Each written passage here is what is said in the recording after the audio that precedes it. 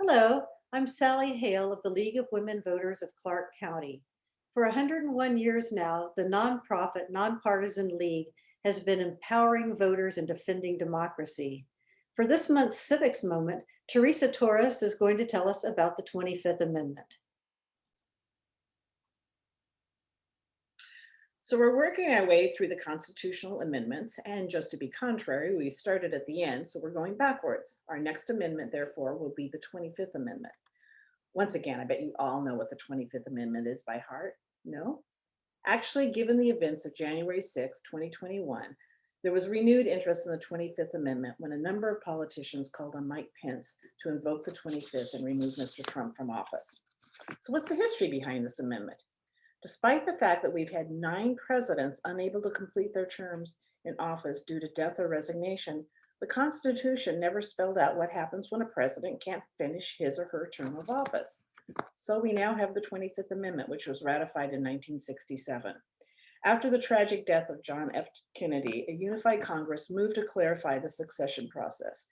At the time of Kennedy's death, there were erroneous reports that Vice President Johnson had also been severely wounded. So Congress took action to solidify a process known as the Tyler precedent. If you recall Tippecanoe and Tyler too, the Tyler precedent was named after John Tyler, vice president to William Henry Harrison. Harrison died after serving only a month in office, and Congress was in a dither about Tyler's roles. What would his powers be? What should his title be? Tyler took it upon himself to resolve the issue. He moved into the White House and he summoned the Chief Justice of the DC Circuit to administer the presidential oath. Consequently, for over 100 years, we had the Tyler precedent, but nothing codified. The 25th Amendment clearly states in Section 1 that the Vice President becomes president upon a president's death, resignation, or removal from office.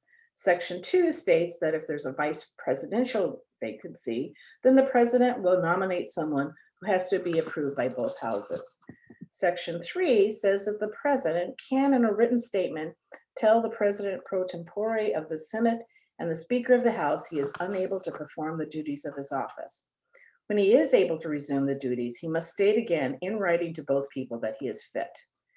And then there's Section 4, which was the one that was discussed a lot earlier this year. Without reading the whole thing to you, it basically states that the vice president and a majority of leaders, such as the cabinet, it's kind of unclear, decide that the president is unable to discharge the powers and duties of office. The vice president then takes over until the president states in writing that he is fit. Of course, it gets really complicated if everybody else says that he's not fit. Thankfully, we've never had to endure that uncertainty, and that's the 25th Amendment.